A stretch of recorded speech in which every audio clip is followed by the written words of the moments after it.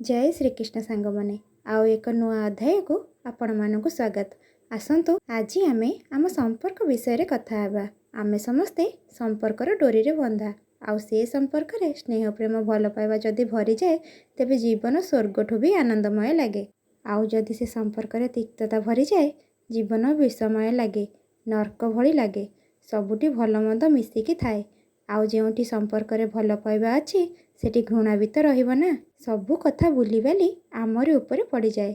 कथाटा हैला आमे ए सब को एक्सेप्ट केमिति करिबा। जदि आमे राशन दुकान रे फल मागुने, साड़ी दुकान रे परिबा मागुने, तेबे घृणा करुथबा लोकटू भल पाइबा मागिबा काहेकि?